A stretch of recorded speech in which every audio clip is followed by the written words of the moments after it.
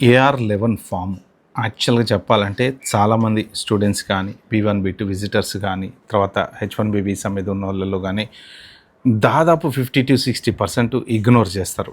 ఎందుకు అంటే ఏముందిలే అని. స్టూడెంట్స్ వచ్చేసేటప్పటికి ఏంటంటే ఒక చోటు నుంచి ఇంకో చోటికి మూవ్ అయినప్పుడు పెద్ద పట్టించుకోరు. దాంతో ఏమవుతుంటే వాళ్ళ కమ్యూనికేషన్స్ మిస్ అయిపోతూ ఉంటాయి. సో ఇప్పుడు వచ్చేసి AR11 ఫామ్ అనేది కొత్త రూల్స్ తీసుకురాబోతున్నారు దీంట్లో.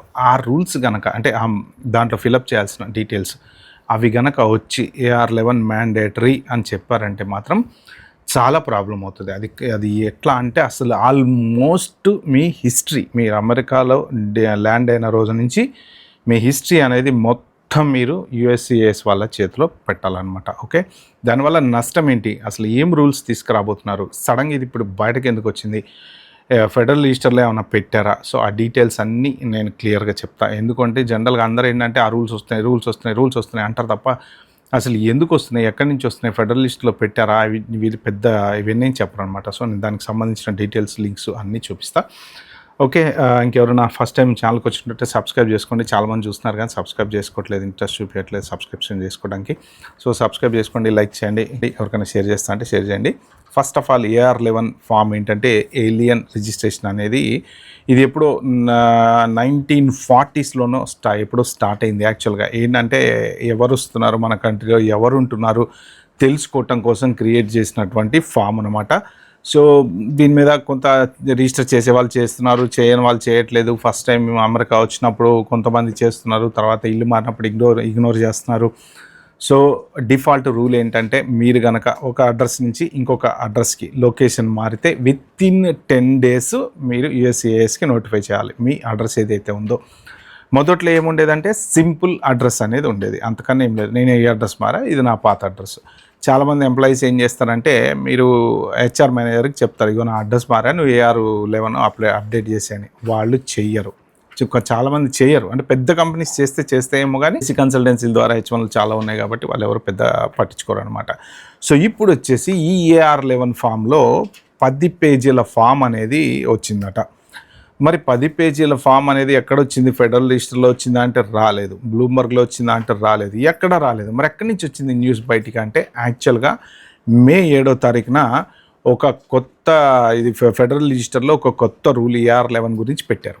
ఏం పెట్టారు అంటే మీ కంపెనీ ఇన్ఫర్మేషను, మీ పర్సనల్ ఇన్ఫర్మేషన్, మీ అడ్రస్ ఇన్ఫర్మేషన్తో పాటు మీరు ఏ కాలేజీలో చదువుకున్నారు, ఒకవేళ మీరు కాలేజీకి వచ్చుంటే ఏ కాలేజీలో చదువుకున్నారు, ఏ యూనివర్సిటీలో చదువుకున్నారు, సో ఈ 3 డీటెయిల్స్ అంటే మీ క్వాలిఫికేషన్ ఏదైతే ఉందో ఆ క్వాలిఫికేషన్ మీరు చేసేటువంటి జాబ్కి మ్యాచ్ అవుతుందా లేదా, స్పెషల్ ఆక్యుపేషన్ డీటెయిల్స్ అంటే మీ H1B visa highly skilled visa కదా జనరల్గా, ఆ హైలీ స్కిల్డ్ వీసా మీ జాబ్కి మ్యాచ్ అవుతుందా లేదా అనేది ఎక్స్ప్లెనేషన్ మీరు ఇవ్వాలి. ఇవి యాక్చువల్గా ఆ ఫెడరల్ రిజిస్టర్లో వాళ్ళు పెట్టినటువంటి డిస్కషన్. అప్పుడు దానికి ఒక 60 days టైం అనేది ఇచ్చారు. సో అది మొన్న June 6th 5th అయిపోయింది.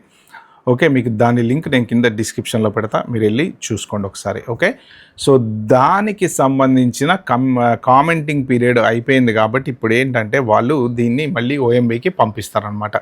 సో ఇప్పుడు OMBకి ఎలా పంపిస్తారు వీళ్ళు అంటే డ్రాఫ్ట్ ప్రపోజల్ పంపిస్తారు. వాళ్ళు ఫెడరల్ రిజిస్టర్లో పెట్టినటువంటిదే పంపించాలని రూల్ ఏం లేదు. వాళ్ళు అప్పుడు అదేదో పెట్టిండొచ్చు, ఇది చేస్తామని పెట్టిండొచ్చు.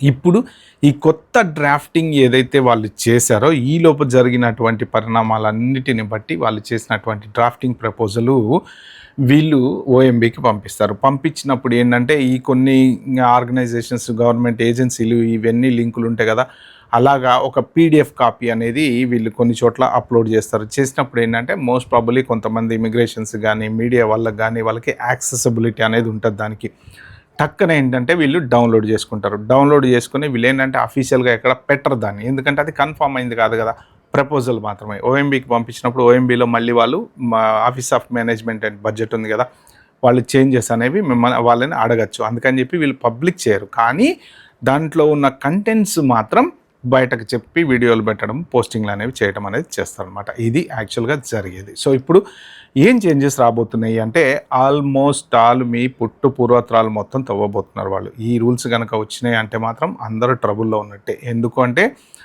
మిస్రిప్రజెంటేషన్లో ప్రతి వాళ్ళు ఉంటారు. Okay, so first of all అసలు ఏంటంటే జస్ట్ సింపుల్ అడ్రస్ ఒకటే కాదు, ఈ 10 పేజీలు 12 పేజీల ఫామ్ అనేది రాబోతుంది అనమాట. దాంట్లో ఏంటంటే ఫస్ట్ థింగ్ మీ అడ్రస్ చేంజ్. మీరు ఏ అడ్రస్ నుంచి కొత్త అడ్రస్లోకి వెళ్ళగానే వితిన్ 10 డేస్లో మీరు అప్డేట్ చేయాలి. ఓకే, సో మీ అడ్రస్, దాంతోపాటు మీ కంపెనీ నేమ్, జనరల్గా వాళ్ళు ప్రపోజ్ చేసినటువంటి రూల్స్, మీ స్పెషాలిటీ ఆక్యుపేషను, తర్వాత మీ యూనివర్సిటీ కోర్సు. ఇప్పుడు దీంతో పాటు ఏంటంటే మీరు చేయాల్సింది మీ ఎంట్రీ డేట్, ఎప్పుడు మీరు అమెరికా వచ్చారు, ఫస్ట్ ఎంట్రీ డేట్.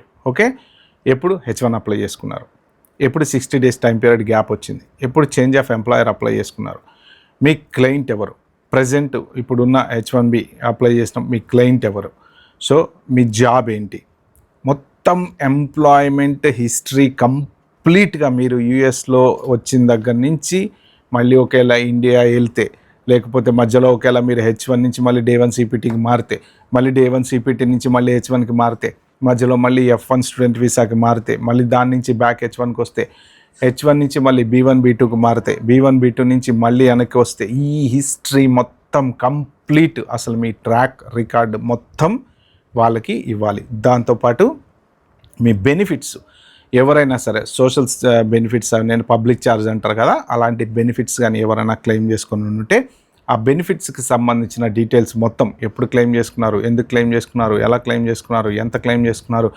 అవన్నీ కూడా మొత్తం మీరు దాదాపు ఒక AS IPS ఎగ్జామ్ రాసినట్టు మొత్తం వాళ్ళకి ఇవ్వాలన్నమాట. సో దీనివల్ల ఏంటంటే మీ హిస్టరీ మొత్తం వాళ్ళ చేతిలో ఉంటుంది. ఓకే, ఆల్మోస్ట్ 95% ఎవరో ఒకళ్ళు ఎక్కడో ఒక్కడ కావాలని తప్పు చేయకపోయినా బై మిస్టేక్ తప్పులు అనేవి చేసి ఉండొచ్చు.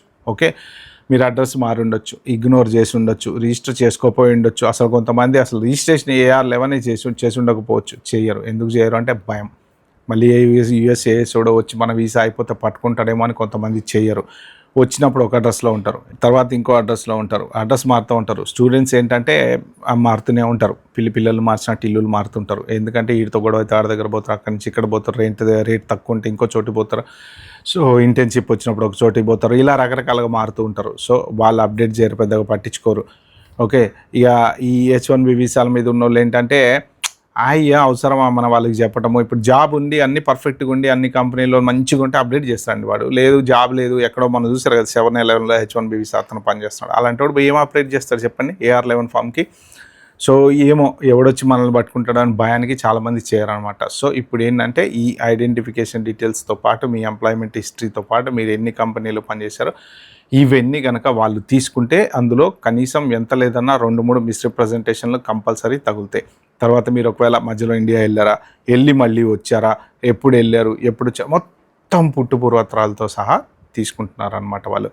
ఒకవేళ ఇప్పుడు ఈ OMBకి పంపించినటువంటి ఈ రూల్స్, ఈ కొత్త ఫామ్ ఏదైతే ఉందో, మరిగా కోర్టు కేసులు ఇవన్నీ పక్కన పెడిస్తే ఆ OMBకి వెళ్ళినటువంటి ఫామ్ కనుక వాళ్ళు యాజ్ ఇట్ ఈజ్గా అప్రూవ్ చేసి ఫైన్ బాగుంది, ఇలాంటి డీటెయిల్స్ తీసుకోండి అని వాళ్ళు కనుక ఇది కన్ఫామ్ మీరు ఈ రూల్స్ అన్నీ అప్డేట్ చేయాల్సిందే అని అంటే, ఇప్పటి వరకు రిజిస్ట్రేషన్ చేసుకున్నటువంటి వాళ్ళందరూ చేసుకోవాలి.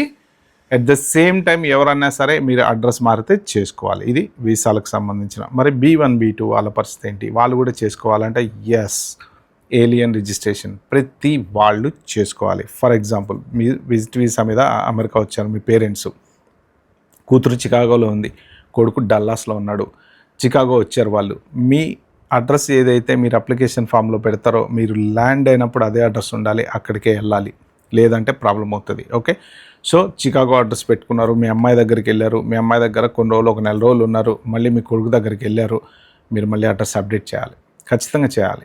ఎందుకు అంటే మీరు జస్ట్ 1 డేనో 2 డేనో వెళ్ళి మళ్ళీ వెనక్కి వచ్చేటట్టయితే చేయక్కర్లా. కానీ మళ్ళీ ఏంటంటే మీరు మళ్ళీ మీ అబ్బాయి దగ్గరికి వెళ్తే ఒక 2 నెలలు 3 నెలలు 6 నెలలు 4 నెలలు ఉంటారు కదా, అంటే నెంబర్ ఆఫ్ డేస్ మీరు ఎక్కువ ఉండేటప్పుడు ఏమవుతుందంటే మీరు మళ్ళీ వితిన్ 10 డేస్లో నేను ఈ అడ్రస్కి వచ్చాను అని చెప్పి అప్డేట్ చేయాలి. చెయ్యలేదు, ఓకే, మీ అమ్మాయి అడ్రస్సే ఉంది కానీ మీరు వెళ్ళి ఈ అడ్రస్లో ఉన్నారు. ఓకే, నెక్స్ట్ టైం వచ్చినప్పుడు ఒకవేళ మీ అడ్రస్ కనుక మిస్ మ్యాచ్ అయింది, మీరు ఉన్న అడ్రస్ వాళ్ళకి ఎట్లనో తెలిసింది, మీరు అప్డేట్ చేయలేదు అంటే వాళ్ళు ఓకే, మీరు అడ్రస్ అప్డేట్ చేయలేదు కాబట్టి మీరు కూడా మళ్ళీ మిస్రిప్రజెంటేషన్ చేసినట్టు అవుతారు అనమాట. అంటే మీరు you are going against the rule. Right wrong పక్కన పెట్టండి. ఓకే, మీరు అప్డేట్ చేయలేదు, మీరు రూల్ ఫాలో అవ్వలేదు, మేము మీకు రూల్ పెట్టాం అనేసి మిమ్మల్ని ఎంట్రీ డినై చేసేటువంటి ఛాన్స్ ఉంది. ఇది జరుగుతుంది అని నేను చెప్పట్లా, జనరల్గా జరగచ్చు అని చెప్తున్నాను అనమాట. ఓకే, సో మీ ఎంట్రీ డినై చేసేటువంటి ఛాన్స్ ఉంది. ఎస్పెషల్లీ ఓపీటీ, స్టెమ్ ఓపీటీ వీళ్ళు కూడా అంతే. మీరు ఏది అప్డేట్ చేయకుండా ఇండియా వెళ్ళారు, మళ్ళీ వెనక్కి వచ్చారు. ఇప్పుడు కంపల్సరీ అడ్రస్లు తీసుకుంటున్నారు సివిపి వాళ్ళు. ఆ అడ్రస్ మీ AR11 ఫామ్ అడ్రస్ USCISలో ఉన్న దాంట్లో మ్యాచ్ కాలేదనుకో, మీరు అక్కడ ఒక అడ్రస్ ఉంది, ఇక్కడ ఒక అడ్రస్ ఉందని మీరు ఎంట్రీ డినైట్ చేసేటువంటి అవకాశం ఉందన్నమాట. ఏంటంటే ఎవరైనా సరే మీరు AR11 అప్డేట్ చేయలేదు అంటే కంపల్సరీ చెయ్యండి. ఎందుకు అంటే గోటితో పోయేదాన్ని గొడ్డలి దాకా తీసుకెళ్ళడం అనే సామెతను చూసారా, అదే అవుతుంది అనమాట. ఇప్పుడు మీరు అప్డేట్ చేస్తే మీరు సేఫ్ హ్యాండ్స్లో ఉంటారు. ఇప్పుడు సింపుల్గా కేవలం ఆన్లైన్లోకి వెళ్ళి మీరు ఎక్కడ ఉంటున్నారో మీ అడ్రస్ మాత్రమే అప్డేట్ చేస్తే సరిపోతుంది. వన్స్ ఈ ఫామ్ కనుక కామెంటింగ్ పీరియడ్ అయిపోయింది, మీరు గుర్తుపెట్టుకోండి, OMBకి వెళ్ళింది, OMB నుంచి ఎనీ టైం రిప్లై రావచ్చు. మహా అంటే కొన్ని మార్పులు చేర్పులు చేయమని అంటారేమో, బట్ స్టిల్ ఎంప్లాయ్మెంట్ డీటెయిల్స్ అయితే కంపల్సరీ సబ్మిట్ చేయాల్సి వస్తుంది. ఓకే, అప్పుడు మీరు ట్రబుల్లో ఉంటారు. కాబట్టి ఏంటంటే రిస్క్ తీసుకోకండి ఎవరైనా సరే. ఇప్పుడు AR11 అప్డేట్ చేసేసండి, భయపడకండి. ఎవరు భయపడతారు? మీ వీసా లేకపోతే భయపడాలి, మీ స్టూడెంట్ వీసా ఎక్స్పైర్ అయిపోతే భయపడాలి, సర్వీస్ రికార్డ్ లేకపోతే భయపడాలి, లేకపోతే H1B మీకు ప్రాపర్ వీసా లేకపోతే భయపడాలి. ఓకే, ఎప్పటికైనా మీకు ట్రబులే, మీరు ఎన్ని రోజులు తప్పించుకొని తిరగలేరు. ఓకే, అందుకని చెప్పేసి చిన్న ఫామ్ ఉన్నప్పుడే, కేవలం అడ్రస్ ఉన్నప్పుడే అందరూ వెళ్ళి టక టక టక టక అప్డేట్ చేసుకుంటే తర్వాత మళ్ళీ ఎప్పుడో మీరు మారినప్పుడు, జాబ్ మారినప్పుడు, లేకపోతే ఇంకోటి అయినప్పుడు అప్పుడు చూసుకోవచ్చు. అప్పటి వరకు అయితే మాత్రం ఇది చేసి పెట్టుకోండి. ఓకే ఫ్రెండ్స్, ఇది AR11 ఫామ్ గురించి. దీని లింక్ కింద డిస్క్రిప్షన్లో ఉంది. ఈ వీడియో కనుక ఆనెస్ట్గా మీకు నచ్చిందంటే మాత్రం ప్లీజ్ అండి like, share, subscribe my channel. Thank you, by by, have good day.